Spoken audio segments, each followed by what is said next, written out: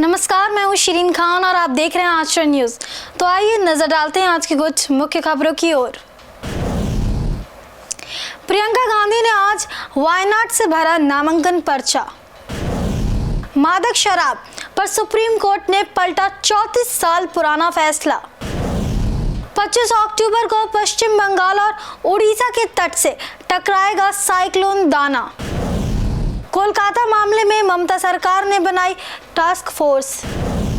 KL Rahul के भविष्य पर टीम इंडिया ने ले लिया फैसला।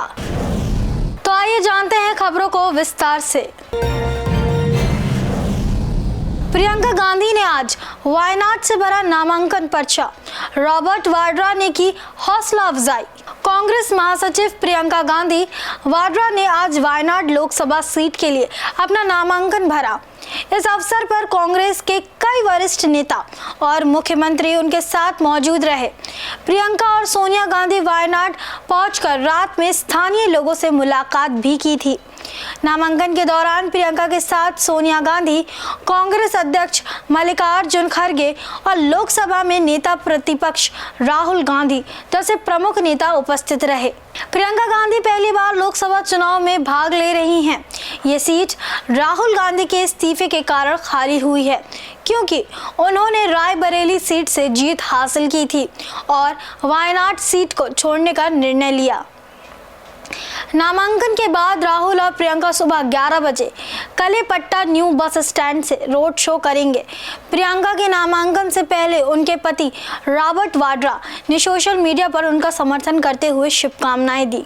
उन्होंने लिखा, नई यात्रा के लिए शुभकामनाएं प्रियंका, मैं हमेशा आपके साथ हूँ। देश आपके अभियान का इंतजार कर रहा है। अगर प्रियंका इस चुनाव में जीतती हैं तो वह पहली बार संसद की सदस्य बनेंगी। गौरतलब है कि प्रियंका ने 2019 के लोकसभा चुनाव से पहले सक्रिय राजनीति में कदम रखा और तब से वह कांग्रेस के महासचिव की भूमिका निभा रही हैं। राहुल गांधी ने 2019 में वायनाड और रायबरेली दोनों सीटों से जीत दर्ज की थी और जून में यह घोषणा की गई थी कि वह रायबरेली में ही अपना चुनाव क्षेत्र बनाएंगे, जबकि प्रियंका वायनाड सीट से चुनाव लड़ेंगी।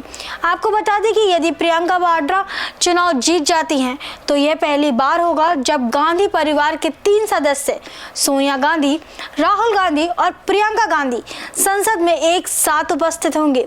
वायनाड संसदीय सीट के लिए उपचुनाव 13 नवंबर को आयोजित होगा, जो झारखंड विधानसभा के पहले चरण के मतदान के साथ होगा और वोटों की गिनती 23 नवंबर को होगी।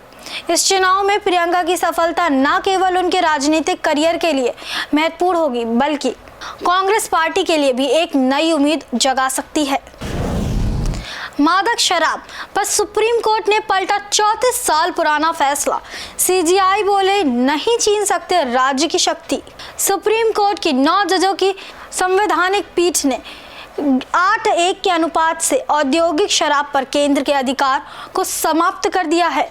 आज सुनाए गए फैसले में अदालत ने स्पष्ट किया कि औद्योगिक शराब के नियमन का अधिकार राज्यों के पास है। कोर्ट ने यह भी कहा है कि केंद्र के पास औद्योगिक अल्कोहल के उत्पादन पर कोई नियामक शक्ति नहीं है। यह फैसला 1990 में हुई एक सुनवाई में दिए गए 7 न्यायाधीशों के फैसले को पलटाता है, जिसमें केंद्र के पक्ष में निर्णय लिया गया था। तब अदालत ने कहा था कि राज्य समवर्ती सूची के तहत औद्योगिक शराब को विनियमित करने का दावा नहीं कर सकते थे। सुप्रीम कोर्ट की सुनवाई के दौरान मुख्य न्यायाधीश DY चंद्रचूड़ ने कहा कि राज्यों को औद्योगिक अल्कोहल पर कानून बनाने का अधिकार छीना नहीं जा सकता। उन्होंने यह भी बताया कि राज्यों को औद्योगिक अल्कोहल के उत्पादन और आपूर्ति से जुड़े नियम बनाने का अधिकार है। फैसले में यह स्पष्ट किया गया कि उपभोक्ता उपयोग के लिए शराब से जुड़ी कानूनी शक्तियां राज्यों के पास हैं और इस तर्क से तहत राज्यों को औद्योगिक अल्कोहल के नियमन का अधिकार भी होना चाहिए। यह महत्वपूर्ण निर्णय मुख्य न्यायाधीश DY चंद्रचूड़, जस्टिस हर्षिकेश राय, AS ओका, JB पारदीवाला, उज्जवल भुइयां, मनोज मिश्रा, SC शर्मा और AG मसीहा द्वारा दिया गया। हालांकि जस्टिस BV नागरत्ना ने इस फैसले पर असहमति जताते हुए कहा, औद्योगिक शराब के नियमन की विधायित शक्ति केवल केंद्र के पास होनी चाहिए। यह फैसला संघीय ढांचे में राज्यों की भूमिका को लेकर महत्वपूर्ण है। 25 अक्टूबर को पश्चिम बंगाल और ओडिशा के तट से टकराएगा साइक्लोन दाना। दोनों राज्यों में 348 ट्रेन रद्द, होटल स्कूल 3 दिन बंद। अंडमान सागर से उठकर चक्रवर्ती तूफान दाना तेजी से बंगाल की खाड़ी की ओर बढ़ रहा है। ये तूफान 24 अक्टूबर की आधी रात या 25 अक्टूबर की सुबह पूरी तट से टकराने की संभावना है, जिसमें हवाओं की रफ्तार 120 किलोमीटर प्रति घंटा तक पहुंच सकती है। पुरी में प्रशासन ने सुरक्षा के मद्देनजर 3000 से अधिक पर्यटकों को सुरक्षित स्थानों पर भेज दिया है। होटल की बुकिंग 4 दिन के लिए रोक दी गई है और उड़ीसा के 14 जिलों में सभी स्कूल और कॉलेज 25 अक्टूबर तक बंद रहेंगे। वहीं कर्मचारियों की छुट्टियां भी रद्द कर दी गई हैं और लगभग 10 लाख लोगों को सुरक्षित स्थानों पर स्थानांतरित किया जा रहा है। पुरी के जगन्नाथ मंदिर के पुजारी रामकृष्ण प्रतिहारी ने बताया कि मंदिर में सभी पूजा विधान समय पर होंगे, लेकिन श्रद्धालुओं से अनुरोध किया गया है कि वह 25 अक्टूबर तक मंदिर न आए। तूफान का असर बंगाल में भी देखने को मिलेगा। ओडिशा में 150 और बंगाल में 198 ट्रेन रद्द की जा चुकी हैं। सरकार ने दीघा, पूर्वी मेदिनीपुर और दक्षिण 24 परगना जिलों में से करीब 1.5 लाख लोगों को सुरक्षित स्थान पर भेजा है। चक्रवर्ती दाना का नाम सऊदी अरब ने दिया है, जिसका अर्थ उदारता है। उड़ीसा के 29 तटीय जिलों में से 14 जिलों में तूफान के व्यापक असर की आशंका जताई गई है। इसी कारण Orissa disaster rapid action force की 51 फायर ब्रिगेड की 178 और नेशनल डिजास्टर रिस्पांस फोर्स की 20 टीमों को तैनात किया गया है। 25 अक्टूबर को 11 इंच तक बारिश की संभावना है, जिसके चलते लोग पहले ही इलाकों को खाली करने लगे हैं। मंगलवार को सरकारी बसों ने पर्यटकों को स्टेशन पहुंचाया, जिससे प्लेटफॉर्म पर रात तक भीड़ बनी रही। सभी सावधानियों के बीच लोग तूफान के खतरे से निपटने की तैयारी कर रहे हैं।